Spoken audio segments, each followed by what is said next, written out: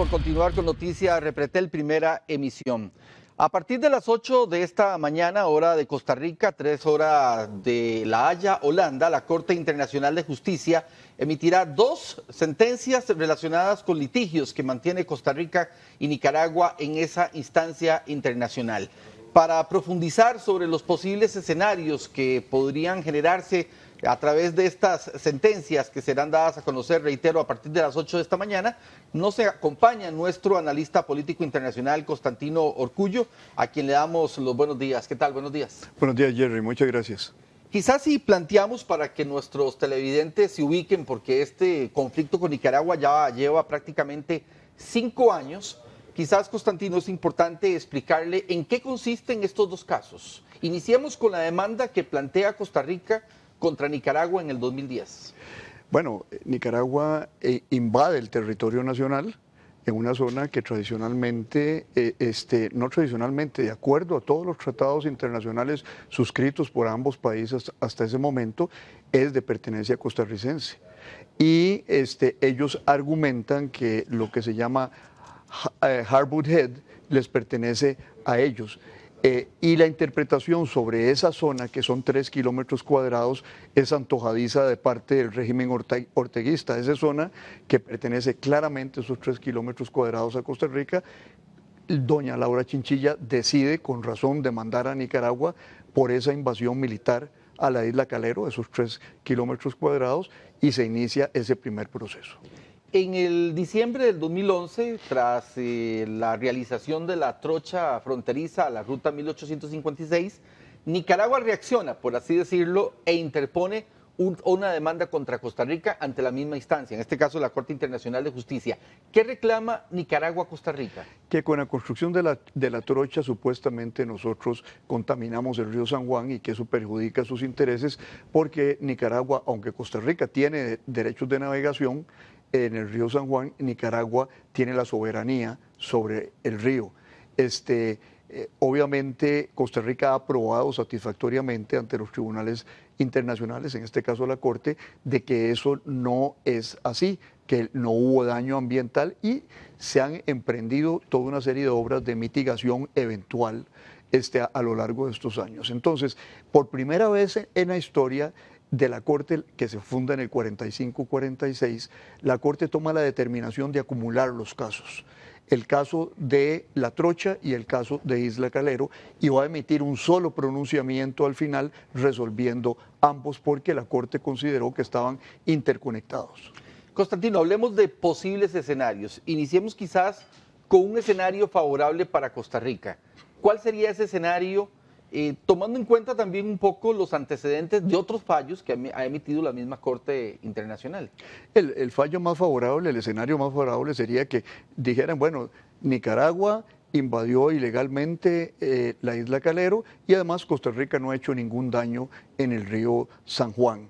Esto yo lo veo poco probable porque la Corte tiende a ser salomónica, es decir, le da un pedazo del chiquito a uno y otro pedazo del chiquito al otro para no quedar mal con algunas de las partes. Esto ha sido tradicional en la Corte, pero pudiera ser que en esta ocasión no ocurriera de esa manera.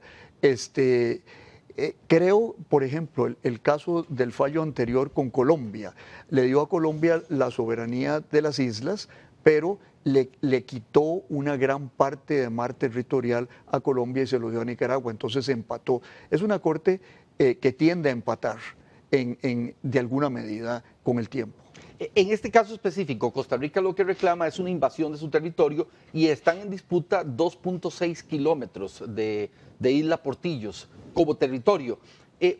¿Cuál podría ser esa decisión dividida, si es que podemos hablar en este caso específico de la demanda que plantea Costa Rica contra Nicaragua?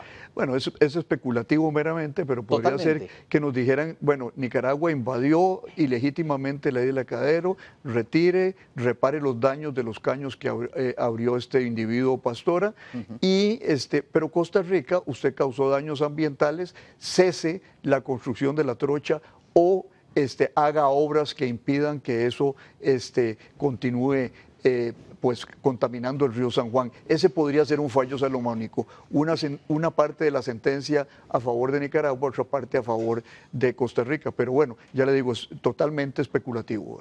Quizás, don Constantino Urcullo, nuestro analista político internacional, si conversamos también sobre la conformación de esta Corte Internacional de Justicia, son 15 jueces, pero de alguna manera esta conformación ha variado a lo largo desde que momento que tanto Costa Rica como Nicaragua plantearon sus demandas. ¿Qué tanto influye la conformación de esta Corte?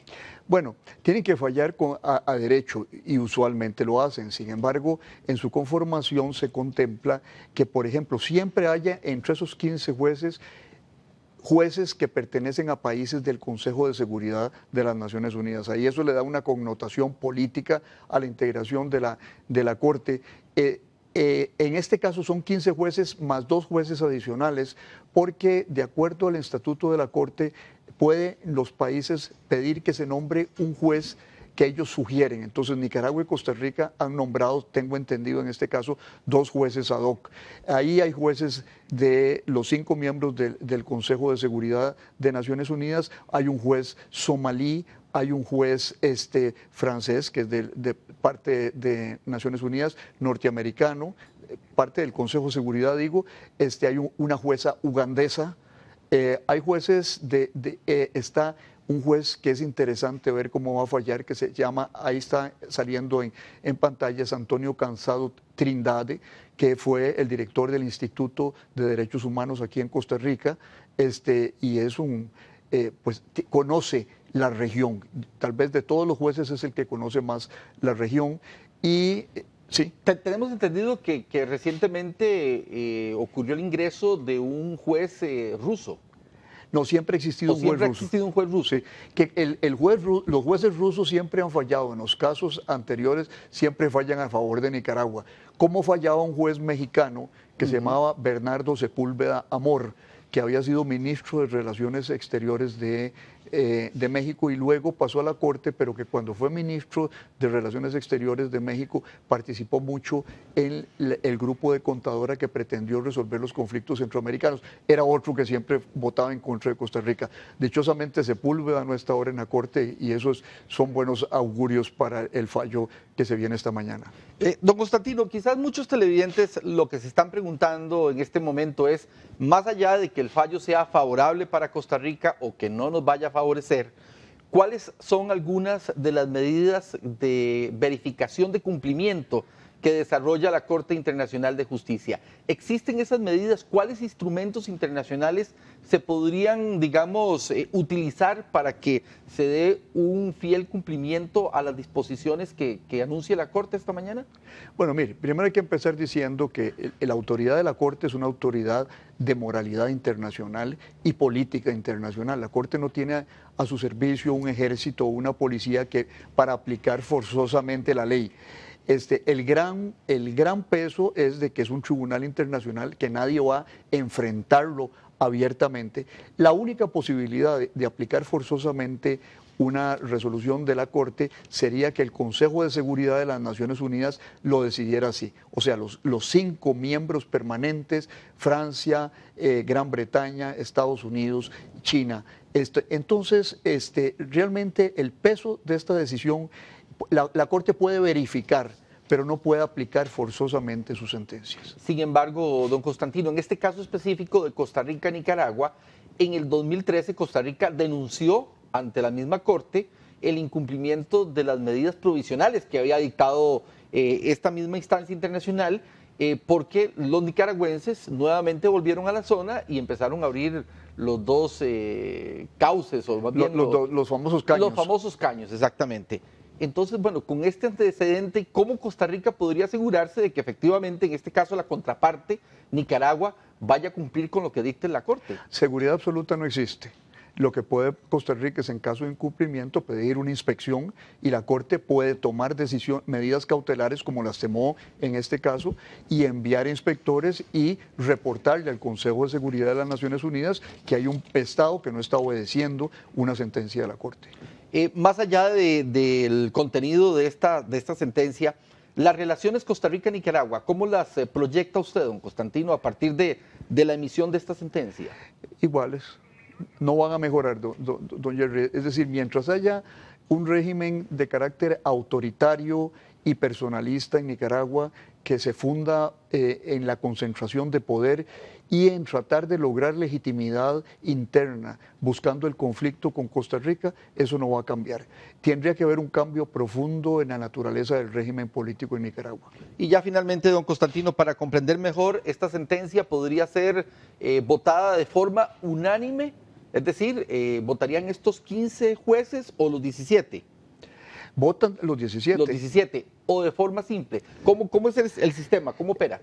El sistema opera que en unos puntos votan los jueces en una dirección y en otros puntos cambia la relación de números al respecto. Entonces, usted ve una sentencia de esas y es una sentencia complicada porque dice, en el punto 1 los jueces hay 5 a 10, en el otro hay 8 a 7 y así sucesivamente. Sí, Es una sentencia compleja. Precisamente para que estemos bien enterados, cada caso conlleva varios puntos. Para que logremos comprender, entonces podría darse que en algún juez vote a favor, en otro vote en contra, a pesar de ser del mismo caso. Así es. Bien. Constantino Urcullu, muchísimas gracias. Gracias, Jerry. Y estaremos atentos a las repercusiones que tendrá esta sentencia. Por supuesto que estaremos informando aquí en Noticias Repretel. Vamos a una pausa comercial y continuamos con más.